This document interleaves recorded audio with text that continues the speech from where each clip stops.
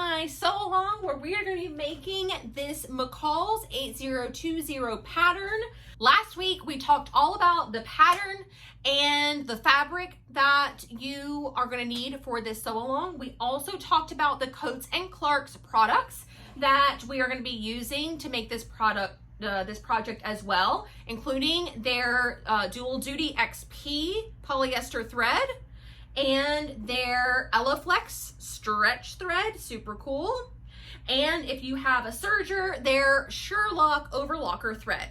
Now, first things first, we need to choose a pattern size, cut out our pattern pieces, and then finally cut into our fabric. So let me turn the camera around to my cutting table so you can see how we're gonna do that. Okay, so in your patterns envelope, you are going to find a set of instructions and all of your tissue paper that has your pattern pieces printed on it. The first thing that we need to do is to identify the pattern pieces that we are going to need to make the specific version of the dress that we are going to make. Like I said last week, I am making view A with the flutter sleeve. So in this booklet, on the first page, you will find, select your size and pattern pieces. So for dress A, I'm gonna need pieces 1, 2, 4, 5, and 7. If you're making B, you need these. If you're making C, you need these. So you grab your tissue paper, open it up. They're always folded really funky. It's kind of like a little inside joke amongst all the garment sewists is how people fold their tissue back up. But you'll see on here that you have pattern pieces, and the pattern pieces are all numbered. Here's number 7, here's number 9, here's number 6, so on and so forth. So find your list of pattern piece numbers and go ahead and cut around them. There's lots of space in between the pattern pieces. Go ahead and cut around them and cut out all the sizes that are available in that pattern piece. Do not cut out a particular size yet. Cut them out with a border of tissue paper around all the sides.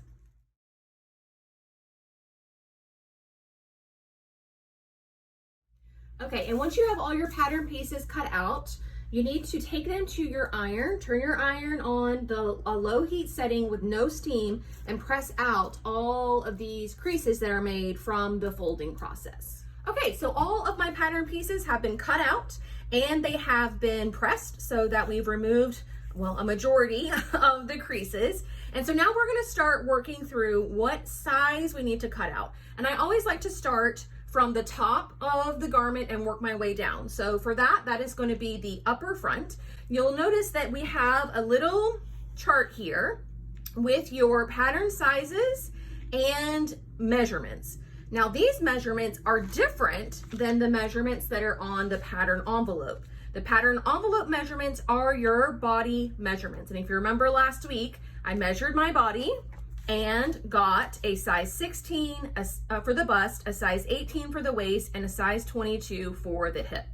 Now, if we compare this to the chart printed on the pattern piece, this is the finished garment measurement. So after you've sewn everything, hemmed everything, this is the measurement that is left. And since we're working with a knit, the finished garment measurements are going to be a little bit closer fitting than they would be if we were working with a woven. With a woven that doesn't stretch, you need to have more wearing ease so that you can move around. But with a knit, because it's stretchy, you kind of actually want it to be a little hugging toward your body, but not too much, because then it'll just kind of hang on you and be droopy. So it's finding that magic balance. But if we compare the body measurement chart to the finished garment chart, you will see that the pattern designer is recommending a 1-inch wearing ease.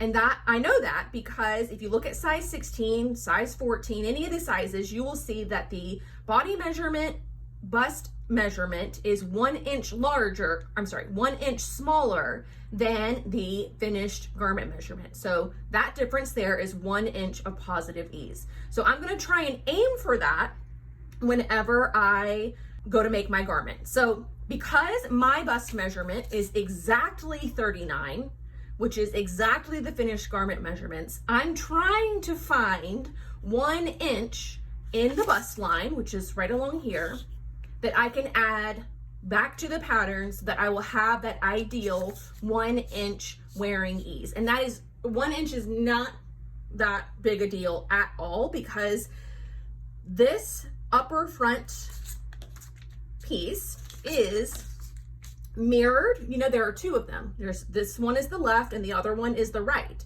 And we have these side seams here, and each side seam is sewn at a 5/8 inch seam allowance. And you have 2 seam allowances for the front, and you also have 2 for the back. So it's really only a 1/4 inch off from each of the side seams, which is really, really easy for us to either alter right here on the pattern piece itself by adding a 1/4 inch seam allowance to the size 16 cutting line, or I can just make a note that when I go to sew, instead of sewing it at a 5/8 seam allowance, I can sew it at a 3/8 seam allowance. Same difference, whichever you want to do. So what I like to do next is take some sort of colored pencil, and I am going to draw in the size that I'm going to cut. So we know I'm going to cut a size 16 to the bust. So about to the bust line, I will stop, and then I will fill in size 16 everywhere else. And this is going to be really helpful when we go to cut out our fabric, because you have so much going on when you're cutting out fabric. Up in these areas here can get a little bit confusing. So just going ahead and drawing it in, make sure you know exactly what you're cutting out, is immensely helpful. And then if I want to go ahead and add in my 1/4 inch seam allowance here, I can do that. I can just grab my clear ruler and add in that extra little bit that I'm going to need to get that 1 inch of wearing ease around the bust. So this is going to be my new cutting line. All right, so now this portion here is going to end right at the bottom of our bust, and it's not our waistline. Our waistline comes in way lower. So I need to bring in the bottom portion of the front. All right, now here is our lower front. And you will notice on here, we've got another finished garment chart for the waistline, which is marked right here also, and a finished garment chart for the hip line, which is what this is.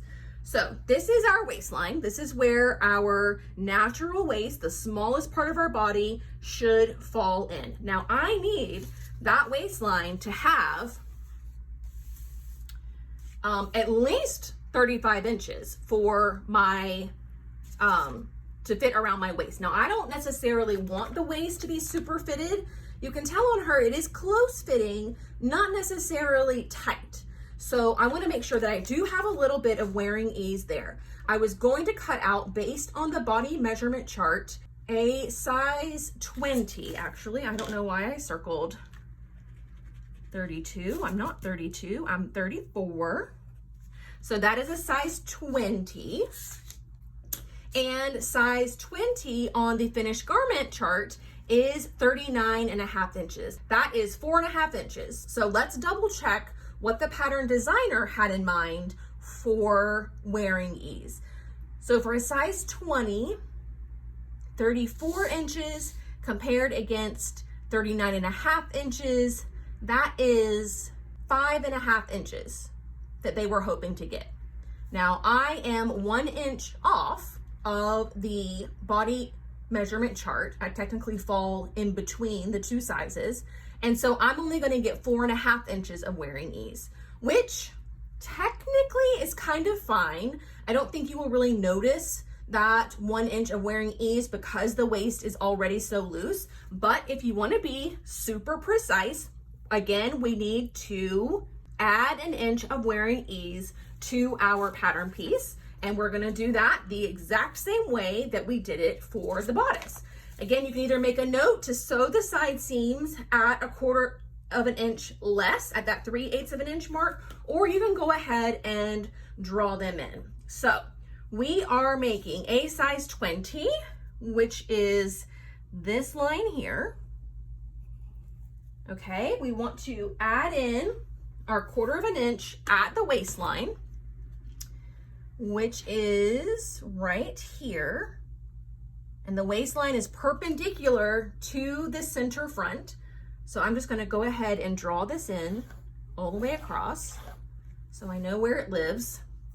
And then I can go ahead and add in my 1/4 inch seam allowance right at that mark. Now, this portion of the pattern is what gets attached to this, like so. So if I cut a size 16 out of this and then a size 20 out of this, they would not match up. I have to, at this seam line here, make sure that the width of the upper front is the same as the width of the lower front. And the easiest way to do that is what is called grading. So I'm gonna take the upper front and I want to kind of meet it in the middle. And thankfully, in between 16 and 20 is 18. So I am gonna draw this in at 18, right? And make sure that I have a similar looking line. So this is kind of like a straight angled line. So I'm gonna mimic that and draw in, blending between my size 16 with my extra little bit of wearing ease and my size 18 on the upper front. And then on the lower front, I'm actually going to cut this whole thing as well as this whole thing at a size 18. But now we have this seam line that goes under my bust. Both of them are at size 18 now. Now this also means that I need to blend in from a 16 to an 18 here, which is pretty easy to do because all of the sizes match up at this one little point here. So I can just go up from 18 and blend into this solid line. And then from this portion of the solid line up, I am a size 16. So 16 at the shoulder, all the way down to 18 at the underbust for the upper front. And then for the lower front, this whole thing is size 18, all the way up to the center front. And then a little bit of size 18 right here. And then now I need to blend between 18 and my new size, which is a size 20 plus a little bit of extra wearing ease. Now for this, I cannot just use a straight ruler. That would be weird because this is actually a curve. So I need to get my French curve, which looks like this, and I need to find where along the French curve most matches the original seam line. And once I find that, then I just move it out and up until the top of the pattern piece matches the new waistline. So we go something like this.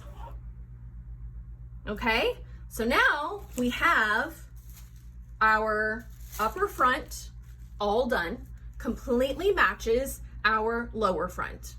Graded, all of that beautifully. Now we just need to double check one more, and that is our hip. So, third time's a charm. You guys are gonna have to practice this 3 whole times. So for the body measurement, I come in at 48 inches, which is 2 inches larger than the largest size on this pattern piece, but that's okay because this is such a loose skirt, and I'll show you why. So size 22 has 51 inches finished garment measurement. So that measurement, the width of this after it's been sewn, is 51 inches, and that's a difference of 3 inches. Now the pattern calls for a difference of 5 inches. So that is 2 inches different, right? 2 inches I need to add to the pattern piece in order for it to have the proper amount of wearing ease. So in order to do that, we are going to draw in our hip line, again, perpendicular to the center front. Draw in this line here. It's also parallel to this lengthen shorten line, this line here, if that's helpful. So we know down here somewhere along this line is a size 22, but I need to add 2 inches all the way around. And again, we have 4 seam allowances to play with. We've got both sides of the front and both sides of the back. So in order to get 2 inches added to that, 2 inches divided by 4 is 1/2 inch. So I need to add 1/2 inch to this line, like so. And then, you guessed it, I'm gonna blend from my new waistline out to my new hip line. And then I'm going to make sure that I have 1/2 inch at the hem as well, which looks like this. So see how helpful it is to have all of this extra tissue all around your pattern so that we can make these adjustments without having to tape anything together? Okay, so this is my new lower front, okay? So we have the size 18 at the underbust that matches our upper front. And then we are grading out to a size, well, let's just call it 20.5 or 21 at the waistline, and then grading out again to 1/2 inch larger than a 22 here, and maintaining that all the way to the hem. Okay, so now we need to mimic all of these changes to our back piece. And the back piece for this pattern is all one. It's all one piece. You have your shoulder, your bust, your waist, and your hip all in one place. So to prevent myself from having to do all of that measuring again, I like to just trace it off. So what you are going to do is take your, let's make sure you guys can see this. Take your bodice front and your bodice back and match up the centers and the underarms. So it's technically like this. Okay, because I've got the center back here, and this is my center front, where this is our V-neck of our center front. Okay, so now match up the side seams of the front piece to the back piece, and you can see through the tissue in order to do that. Now it is not going to match up through the arm, and it shouldn't, because your back arm should be cut differently than your front arm. But what does match are all of the lines from here to here, okay? And I can see perfectly well through my tissue that this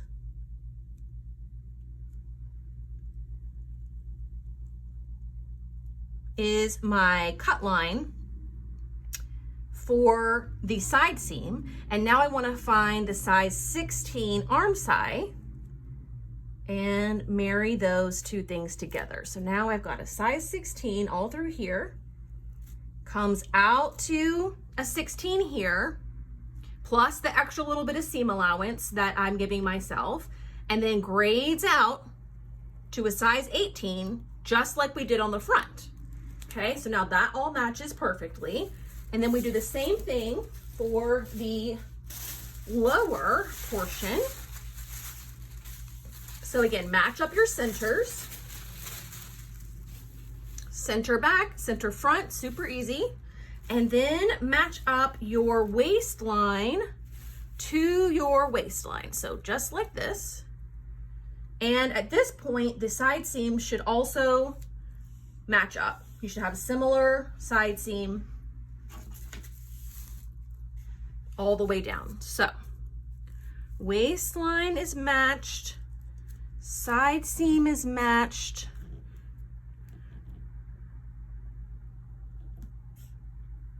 Now it looks like the side seams are going to be a little bit off at the top. That's okay, because we know we have our waistline in the right place and we have our centers in the right place.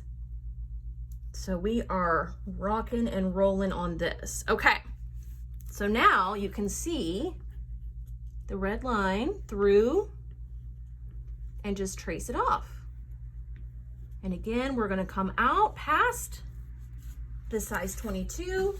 Okay, now that's not super pretty. It's actually not very straight at all, but that's okay. You can just kind of draw it in a little bit straighter to give yourself a more accurate cutting line.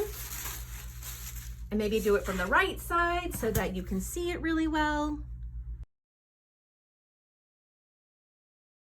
Now, the only pattern piece that we have left is the sleeve. So thankfully, the sleeve is, well, the one I'm making is a flutter sleeve. So I don't have to worry about the bicep measurement at all. If you're making the sleeved version, this is your finished garment measurement for your bicep. So measure your bicep of your arm, which is like a couple inches below your like armpit. Compare it to this chart and make the exact same changes that we made using the same method that we used for the bust, the waist, and the hip of the rest of the pattern. The only thing you have to be super, super careful of is that this curve here, this line here is what make sure that that size matches the same size of your upper front, which I have to do for this one as well, because this line here, this little hump here, as well as this little funky line here, both of those are what gets attached to this, depending on the sleeve choice that you make. So if you drew in a size 16 here, then you need to make sure that this is a size 16 as well.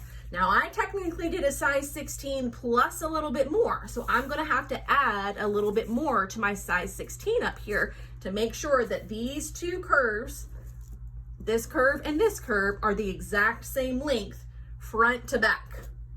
Okay, so whatever changes you make to your bicep should only really be made within the seam allowance here. If you have to add an inch to get around your bicep to have the proper amount of wearing ease, you're gonna make that alteration through here and not alter the top of this at all. Okay, so let's go ahead and do that. Get my measurements for my sleeve good to go, which means adding 1/4 of an inch to the size 16 on both the front and the back.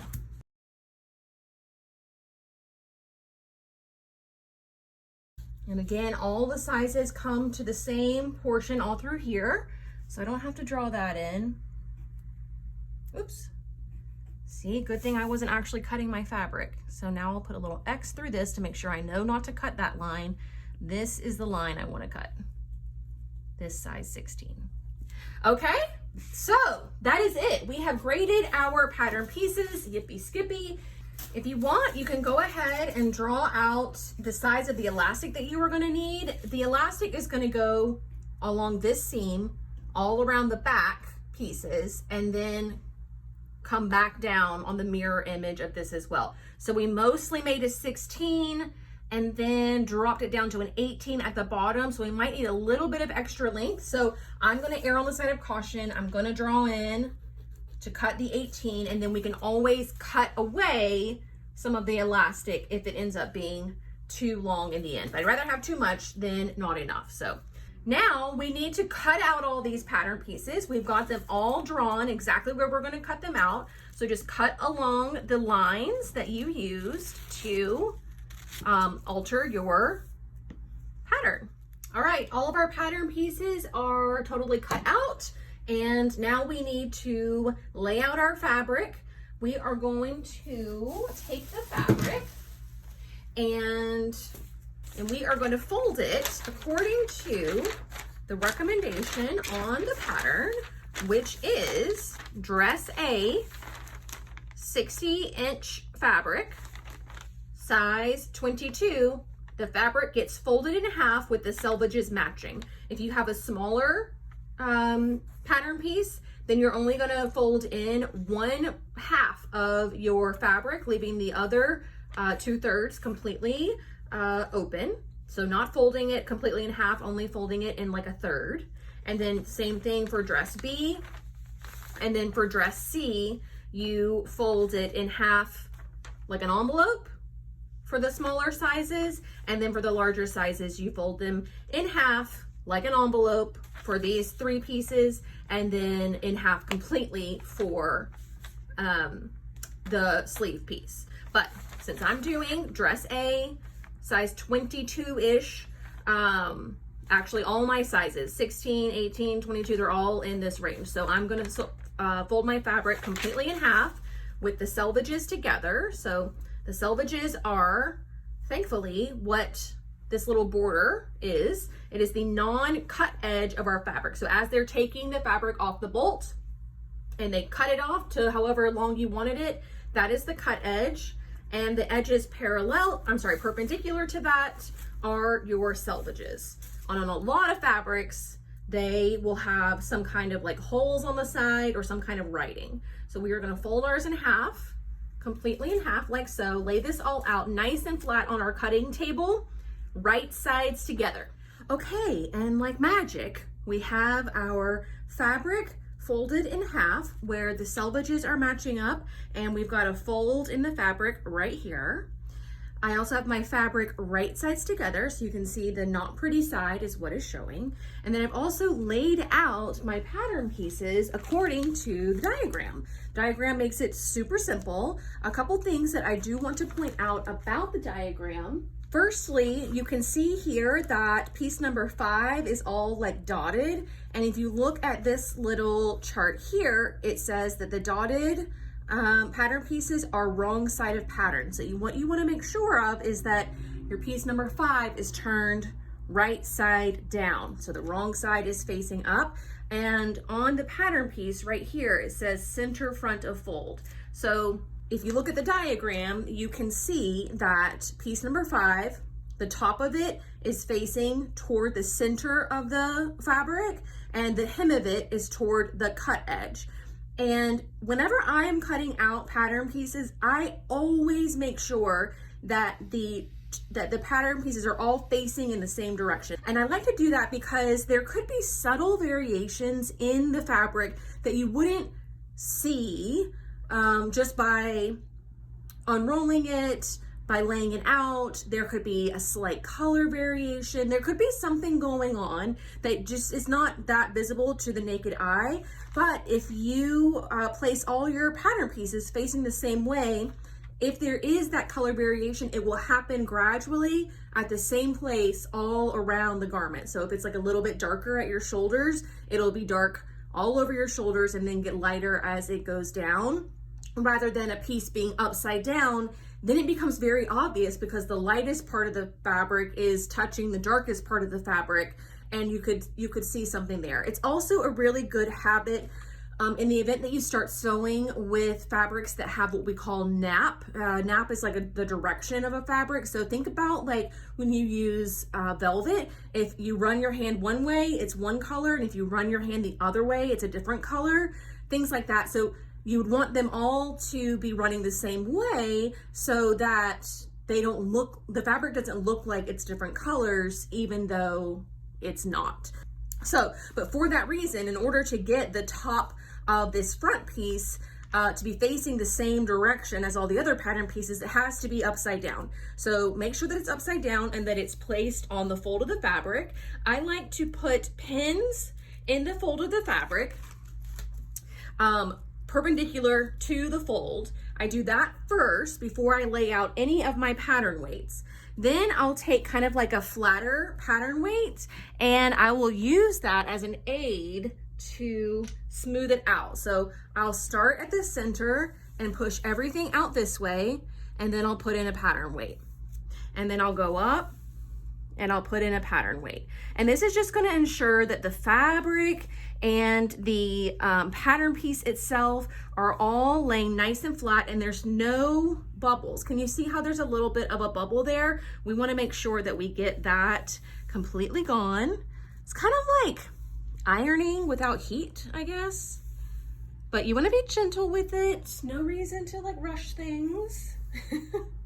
But just make sure there's another bubble there. Can you see that now? So just make sure you're ironing that out. I guess it's kind of like laying wallpaper maybe. if you've ever done that before. Okay, so this looks pretty good. But yeah, if you have all your pins anchoring the folded edge, then that makes the rest of that, you know, laying, flattening out everything a lot easier. So I've got that done, and this is the bottom portion of the skirt. And it's really easy to lay this one out because it's on the fold. Now, you might also come in contact with a pattern piece like the upper front that is not cut on the fold. So let me move the camera around so that you guys can see that. Okay, so now you can see the upper front, which is what they call it. And you can see that the upper front is kind of like free floating in the center of the fabric. It's not on the fold or anything. So how do you know that this piece is straight and that your print or that your fabric is all going to be going in the right direction? Well, that's whenever you use something called grain line, and you can see it marked on the pattern piece right here. Another really great part about this pattern is that the grain line of the bodice runs parallel to the neckline, and that is going to help it to prevent it from stretching out as you sew. So if you ever see a grain line, if you have like a V-neck and you see the grain line not parallel to the neckline, I would strongly consider rearranging that. A bit more of an advanced sort of concept, but the fact that the grain line runs parallel to the neckline is going to prevent the neckline from stretching out. So that's another really great thing that I like to see. Makes me start to feel really confident about the pattern that I'm sewing, and that the person that designed it, you know, did all the right things and put a lot of thought into the finished look of the garment as well. So this grain line also needs to be parallel to the fold of your fabric. Now remember, we've got the fold, you know, way over here. So how do you do that? Well, you get one of these trusty clear rulers. Mine is 24 inches long, so it reaches almost the entire width of my table here. But you are going to lay that out. And I know I've already got mine straight, so this isn't going to be much of an example, but you want to lay it out, and you want to put one end on the fold, and then the other end, this line should be running right even through the entire width of the ruler. And if it's angled in any way, you want to straighten that out, and then lay back your pattern weights, and now you know that you have your pattern piece on the straight of grain, and everything is going to look really good and sew up really well because it is running the right way and it's parallel to the way that the threads are woven into the fabric. So you've got piece 5 upside down on the fold, piece 1 with a grain line matched and parallel to the fold of the fabric. As you move down, you are going to move, you're going to place piece 2, which is the whole back, also on the fold of the fabric, and then the sleeve gets tucked in right up here, right on the edge. You're going to use the same concept for the sleeve as you did with the upper front, measuring that grain line and making sure that it's parallel to the fold, and then piece number 2 gets put on the fold with all the pins, and then flattening out your pattern weights, and then you're ready to cut.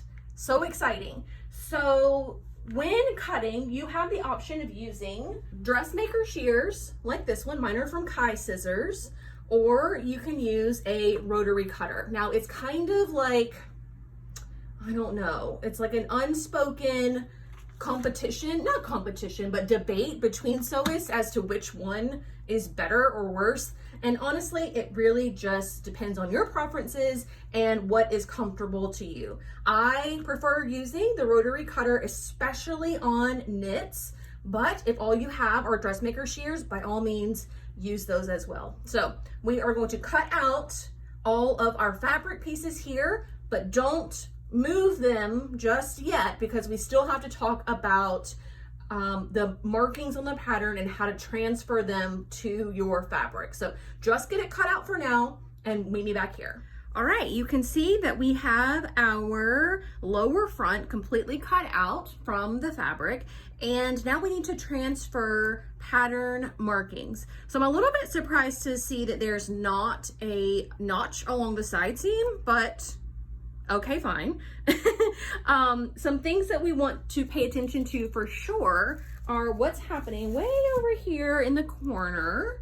You can see that we have a big dot, some hash lines, a notch, and a little dot, all happening in one little area. And this is so that we can get that portion where the lower bodice and the upper bodice meet, where we can get that nice and accurate.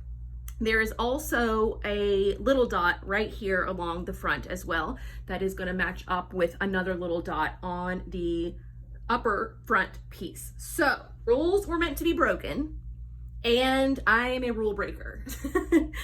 So I hope you're here to break some rules. Not all of them, but just some of them. When there is a little dot like this that I know that is just getting matched up with another little dot that's along the cut edge of another pattern piece, I do not transfer the dot to the fabric. Instead, I take some embroidery shears and I put a little itty bitty snip where the dot is, only going in 1/4 of an inch. So this is, remember I cut this out at size 18. So I should be transferring this dot where the 18 is to the fabric. But instead, I'm just gonna come in here and right in line with that number 18, I'm gonna put a little 1/4 of an inch snip through the fabric and the pattern piece. And then I'll do the same thing on the corresponding dot on the upper bodice piece, which I think is out of frame for you guys, but you can get the picture. Okay, then we have another notch here that I am going to put in. So I've snipped that notch. And then I will transfer the rest of these. So in order to do that, I'm gonna grab a marking pen. This one is water soluble, so it's gonna come away when I apply water to it. And then I've got my 5/8 inch ruler, and that is really gonna help me get into this little narrow area. So all we're gonna do is move the pin. I do wanna leave a pin there, and I'll probably put one here too, just to make sure nothing really moves around that much. And this big circle here, I know is 5/8 of an inch in from the cut edge.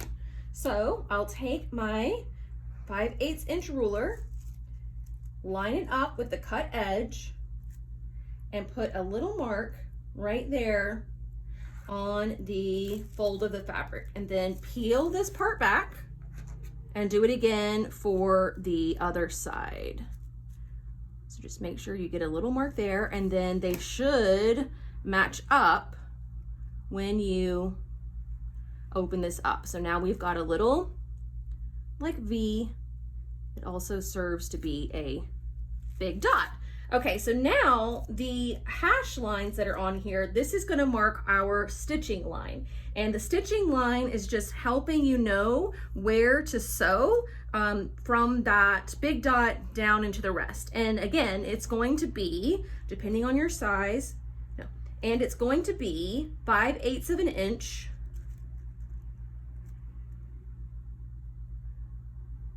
Where's the third one? 1, 2, 3. Gosh, it's hard to see.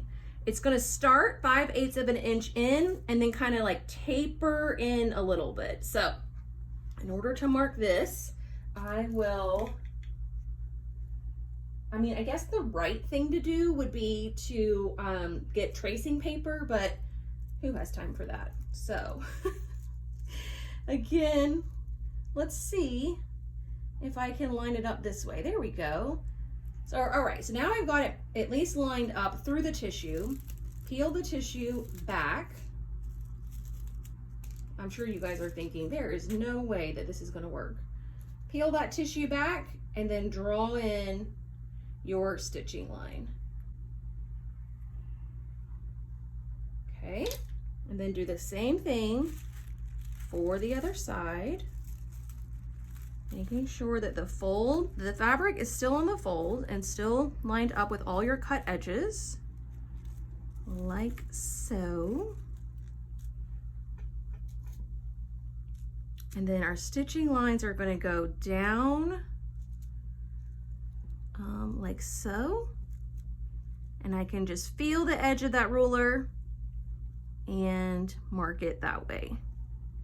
Not super accurate, but again, this is just for the stitching line, so we should be able to use this as a good enough guide. All right, so now we have that. Let me make sure I got everything. I did not get this little dot. So in order to get a little dot that you're not going to be snipping into, you take a pin and you put it through the size, the dot that corresponds to the size that you're cutting. Pull back the tissue paper and then place your dot on one side, like so, and then flip this up, and now it goes on the other side. And now you've got that small dot marked on both sides of your fabric. So that should be a lot of fun to sew when it gets to that point. But if you have marked everything, then you're gonna have a lot of really great guides and a lot of really great reference points in order to make sure that it does sew up nice and easy. So on the upper front, we've got some side seam notches that you just snip into. We've got some little dots that you can snip into. So follow all the same rules for transferring little dots that just get snipped, and any notches, transfer all of that to your fabric using the same technique that I showed you here. All right, and when you're done transferring everything, I will take out all of my pins. And for this pattern, all the pattern pieces look very different, so it's not that big of a deal, but again, it's a good habit to get into in case you do have similar looking pattern pieces. You don't want to remove your tissue paper just yet. You want to keep the tissue paper with the fabric so that you know which piece is what. So I'll just put a little pin at the top. I'll take everything else out. This is completely loose, and I will just fold this up. The tissue paper also acts as sort of a barrier for the fabric so that it doesn't get a ton of wrinkles in it. You can take a nod from, like, you know how men's shirts in the stores always have tissue paper in them? That's why, so that they don't get wrinkles in them. So fold up all your pattern pieces and lay them out on your cutting table because we are getting ready to sew the bodice. One final thing not to forget is to cut our elastic. So we have our piece number 4, which is the guide, and we have our 1/4 inch elastic. So just place this on the cut line for your size, and then just lay it gently on the guide. You don't want to stretch out the elastic. You just want to lay it nice and flat to help get an accurate measurement, like so. And then you're going to cut it at the cut line, like this.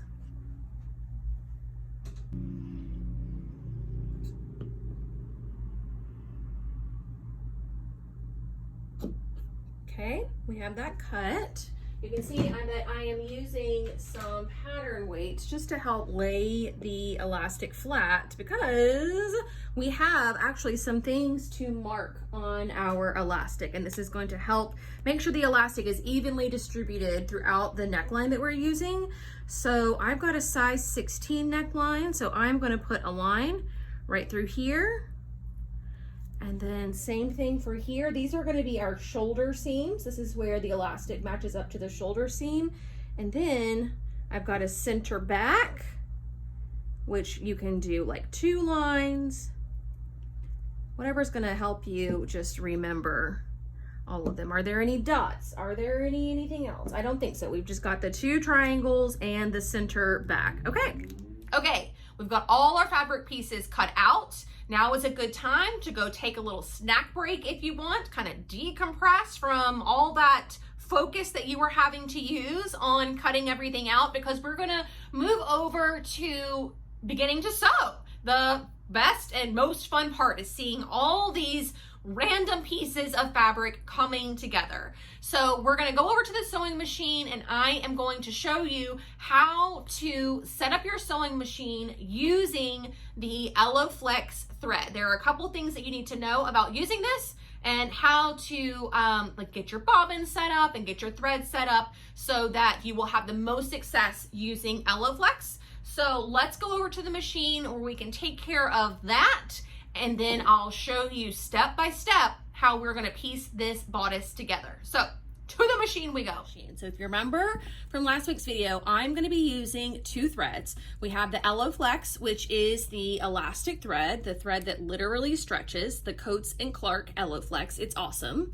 And then we also have their Dual Duty XP polyester thread. And this is also a great option for all of your sewing, not just for your knit sewing. Eloflex is really only for knit fabrics. It can be a little bit pricey, so if you're not ready to make the investment, that's okay, because the Dual Duty is great for knits as well. So Dual Duty gets its name from having dual purposes. It's really great for knit fabrics because it's 100% polyester. It does have a little bit of stretch to it when stress is put on the seam, unlike cotton, which has no give whatsoever.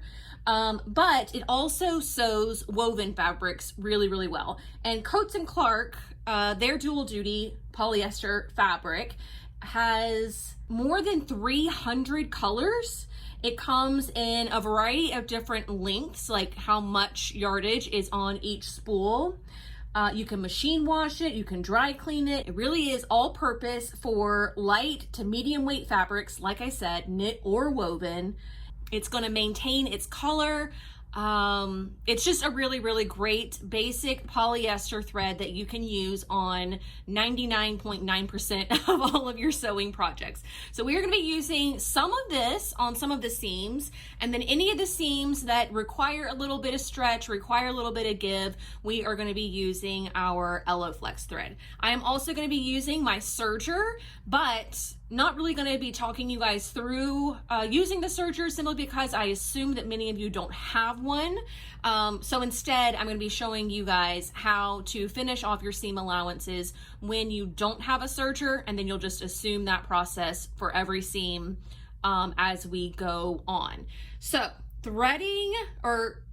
winding your bobbins for the two threads. So on the Dual Duty, you are going to want to put this on your machine like you normally would.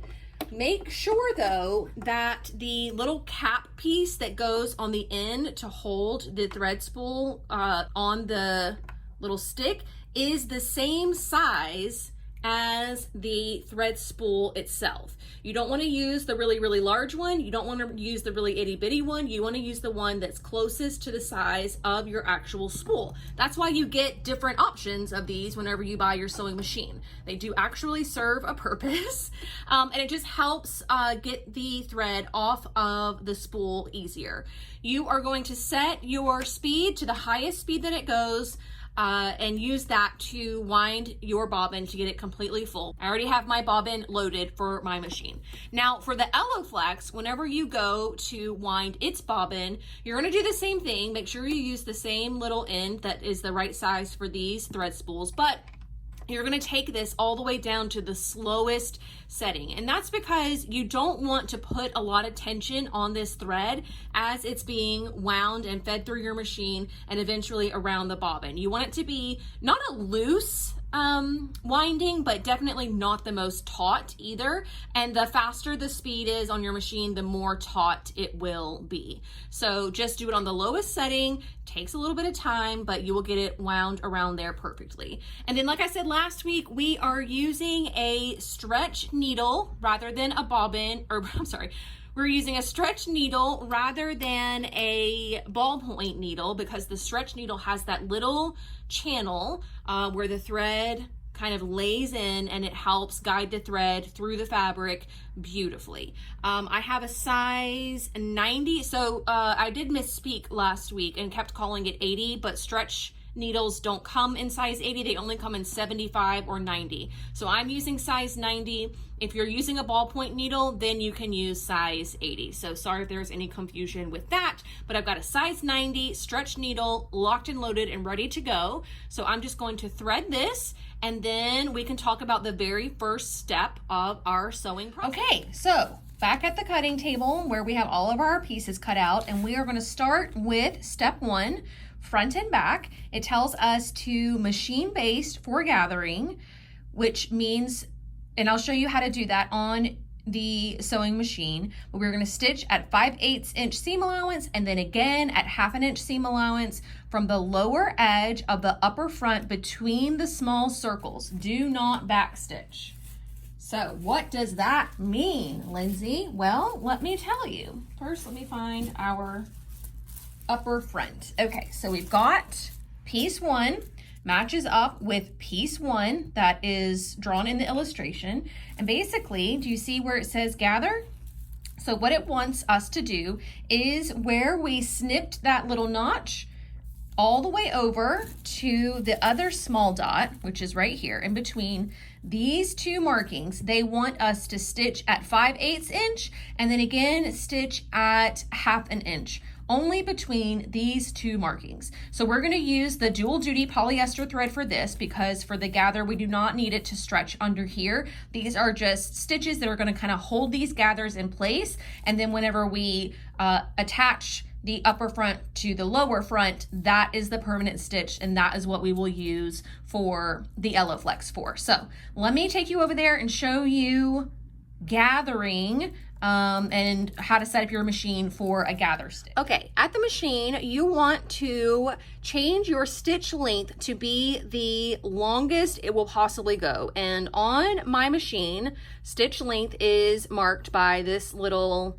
illustration here, and it corresponds to this button. And as I move this up, you can see this number here changing, and it only goes up to 5.0. So I'm going to leave my stitch length at 5.0. That's as high as it will go. And I am going to sew at 5/8 of an inch seam allowance, which you can see is this line here. I do have one of these magnetic seam gauges that can help you sew a straight line if you need help with that. But we're going to sew 1 row of stitches at this length, and then our next row of stitches is going to be right in line with our presser foot. And for me, that is 1/2 inch. If you are unsure as to where your 1/2 inch mark is, grab a seam gauge like this, put your needle down, move this up to 1/2 inch like so, and then butt the needle up, and you can see that the 1/2 inch mark is really falling just inside that this little blue marking situation. So that's how I know it's 1/2 inch for me. So you can do the same thing for you to make sure that, you know, all your settings are similar to mine. All right, now we've got to move you guys back a little bit. Okay, so now we have our fabric. We are going to separate the right side from the left side like so.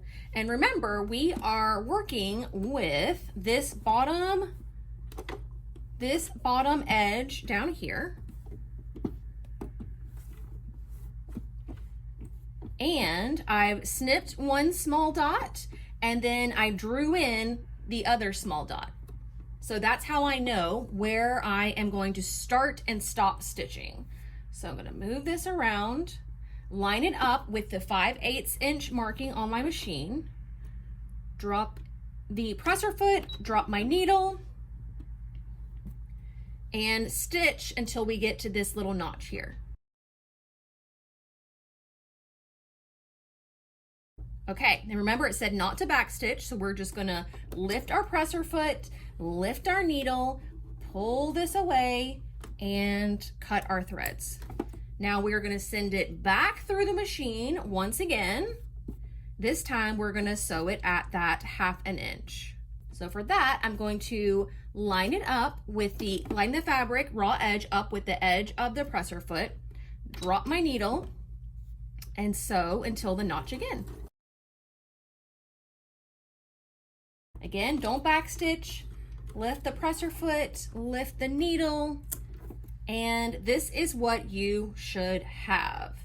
you should have your front bodice piece with 2 rows of stitching at the longest stitch length that your machine has in between the 2 small dots, like so.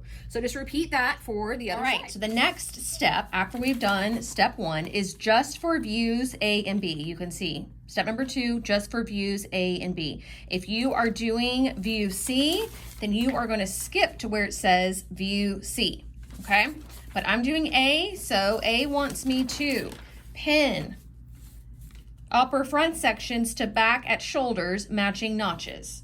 So you're going to take your back, and remember our back piece was cut on the fold. So when we open it up, ta-da, it's all one piece that is going to span our backs.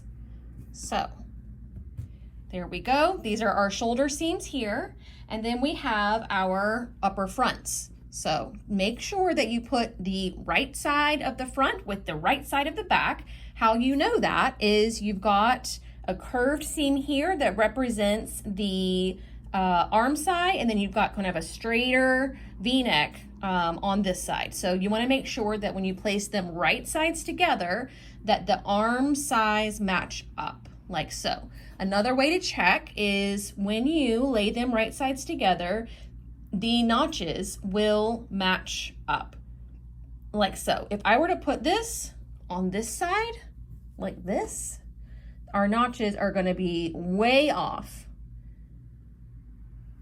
See how far apart the notches are there? That's how you know it's on the wrong side of your back.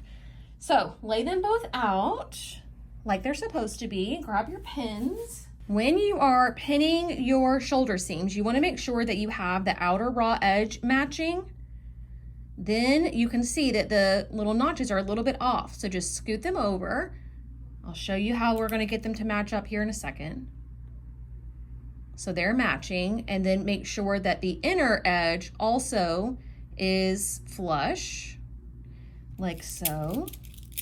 Basically, your back shoulder is going to be a little bit wider than your front shoulder. Can you see the gaping there? But when you sew it, you're going to sew it a little bit taut, just the ever so slightly, not like this, but just like this, so everything flattens out, and that's going to create a beautiful seam on your shoulder that just hugs your body nice and close. Okay, we're at our machine, and we are going to stitch this at 5/8 inch seam allowance.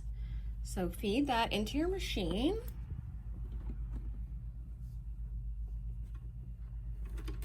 Starting like not at the edge of the fabric, just inside. Remember to move your stitch length back to its normal stitch length. Drop your needle, back stitch a couple of times, maybe one more. And then as you go, remove your pins. And remember, we're kind of pulling this ever so slightly so that it lays nice and flat going through the machine. And then back stitch at the end, just for a few stitches. Cut your thread and remove this from the machine. And as you can see, there are no wrinkles, no bubbles in our fabric. You can barely tell that they weren't exactly the same length to start with. So neat little drafting trick there. Really good job done by the pattern designer. Okay, so remember I told you that I'm gonna be sending mine through a serger. So at this point, I would serge this seam. But for those of you that do not have a serger, what you are going to do is at this point, you are going to sew this at a 1/4 inch seam allowance from your stitched edge. So you're gonna feed this back through your machine, find a 1/4 inch from this stitching line that you just made, drop your needle, back stitch a couple times, and then stitch this line. So now you have 2 rows of stitching, and you are going to take your scissors, these are not the best for this, but what I've got nearby, and you are going to trim this pretty close to that second row of stitching. So anytime I tell you that it's time to finish your seams, this is the process that you are going to go through.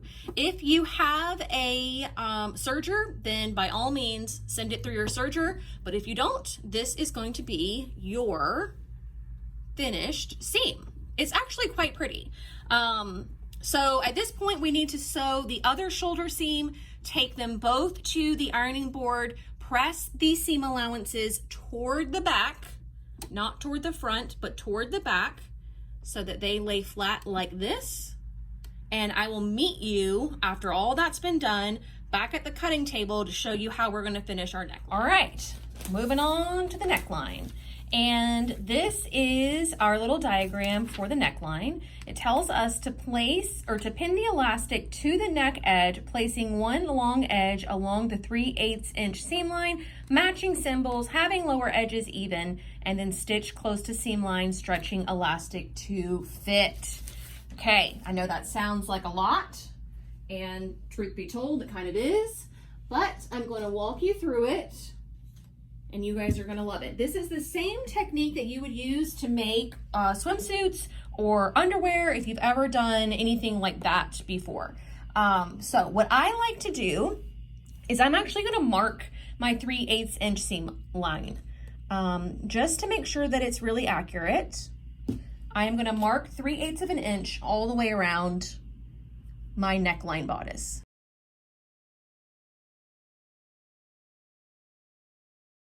Okay, now that we have that marked, and I know where I'm gonna place my elastic, remember the instructions tell us to have the one long edge of the elastic lined up with the 3/8 inch seam line. So we're gonna take one long edge of the elastic, which obviously this is the long edge, and we are gonna place that inside the seam line, but having ever so slightly one edge of the elastic covering that seam line, like so.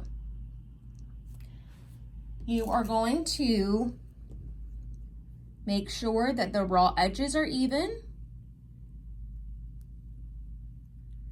You are going to make sure that your triangle marking is on the shoulder seam.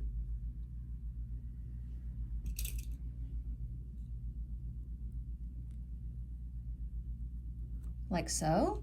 You are going to make sure that your center back is on the center back, and this is one of my worst habits. I always forget to mark the center back. So match up your shoulder seams, pinch this together, and voila, you've got a center back.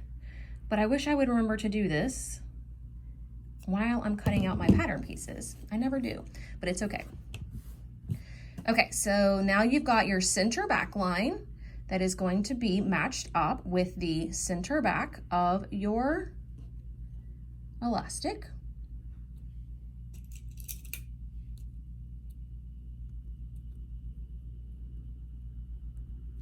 Put your other triangle on the other shoulder seam. And if you're asking why didn't you serge your shoulder seams, it's because the wrong color thread is in there and I don't feel like dealing with it right now. I will before next week's video though, I promise. Okay, okay, so line those up again, put it on the seam line.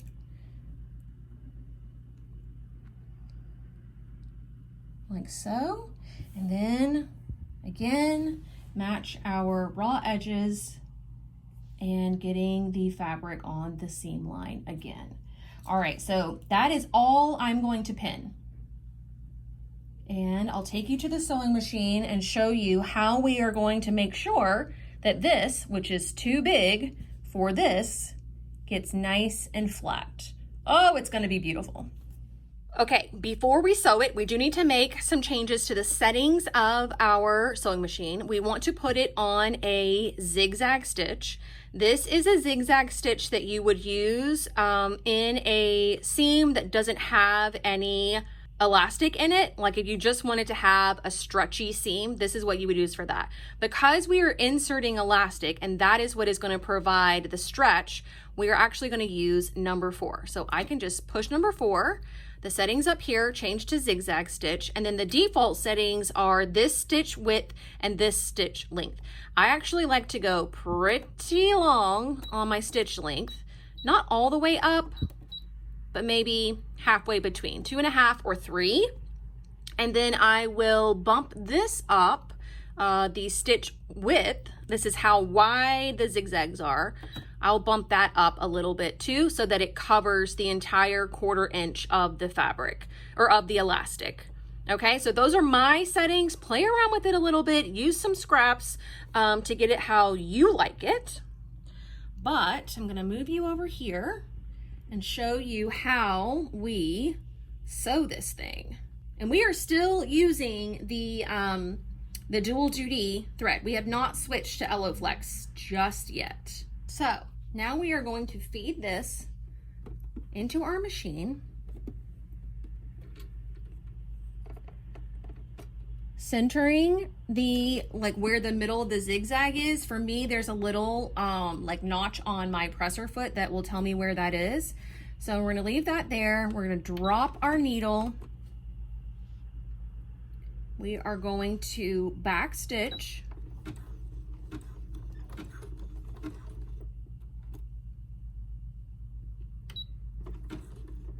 Okay, and then see how I've drawn in that seam line, so I know exactly where it is. It's a little bit hard to use your machine's markings for the seam line because we're doing this like zigzag method. But you're gonna sew up a little bit, remembering to keep your elastic right on that seam line that you drew in, and then ever so slightly pulling on it. Ever so, not like this, but ever so slightly pulling on it so that it lays completely flat as it's going through your machine. And just do a little bit at a time, 4 or 6 inches.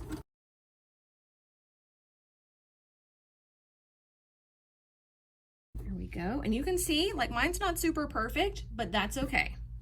Trust me. The next step is going to hide a multitude of sins.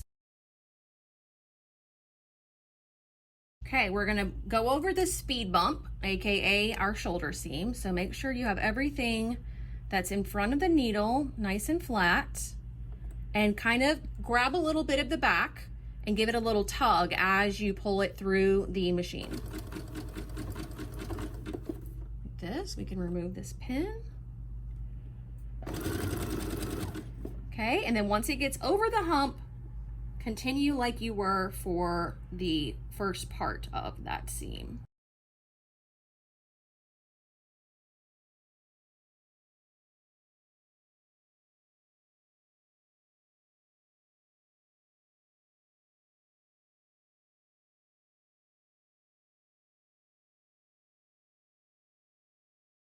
And at the very end, just back stitch a little bit and cut your threads. And this is what you were gonna have on the inside of your fabric. You can see, even I'm not super perfect with it. If you are a perfectionist and you need to go back, you can just easily rip out these stitches and start over if you need to. But our next step is going to be to take this whole thing and flip it to the inside like so. So like I said, you're never gonna see any of those stitches from the right side, and from the wrong side, all you're going to see, hopefully, are really well blended stitches. So in order to sew this down, you need to change the settings on your machine back to their original. For me, I can just push this one button and it takes it back to a straight stitch at my regular stitch length. I do, for top stitching, like to bump this up to a 4, but that's me. Do whatever you like best. And feed this through your machine right side up so that your top needle, so that your top thread spool is what's on top of your fabric and your bobbin thread is what's underneath. Feed that through, and we have a 3/8 inch seam allowance, remember, so we need to ping our needle down to 3/8. So again, to double check, I'm going to put this right at 3/8. I am going to drop my needle and move it over to 2.0 for me. So now I can just place my fabric on the edge of the presser foot, and that is going to be a 3/8 inch seam allowance. So as we're sewing, we are going to make sure that we are folding this over so that just the edge of the elastic is, so that the fabric is wrapping around the edge of the elastic, and that's what we're using as kind of like our guide. So drop your needle, back stitch a little bit. If you need a little bit of an assistance, you can use an awl, but I just like to use my good old seam gauge, which is why it gets so bent. But hey, it works. To kind of just push the fabric through ever so slightly and get it into those feed dogs. All right, we're making sure that the fabric is taut around the elastic, and we're just sewing a straight stitch. So as I'm sewing, I'm kind of ever so slightly pulling this way just to make sure it's taut around the elastic. As you get to the speed bump,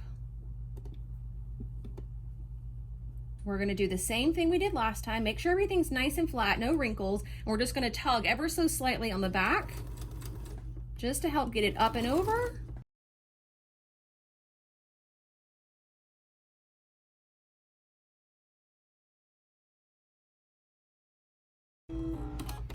And this is our beautifully finished, elasticized neckline.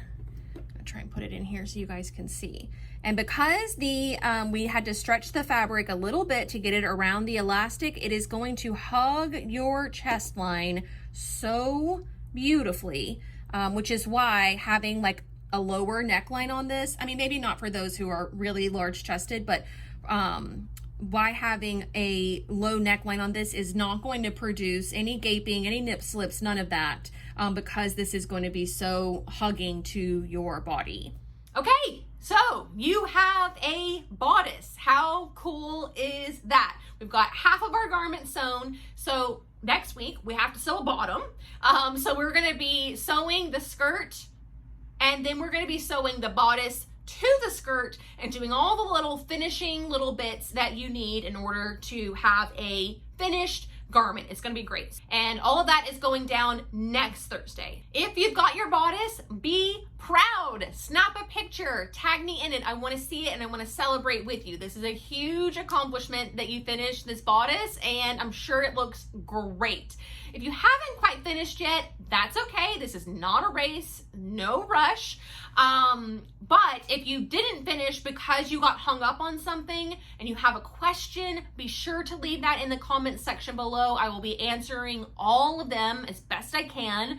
Be specific, be thorough, and if you've got like a picture or a video that will help explain what's going on, leave that on Instagram would be the best place for that.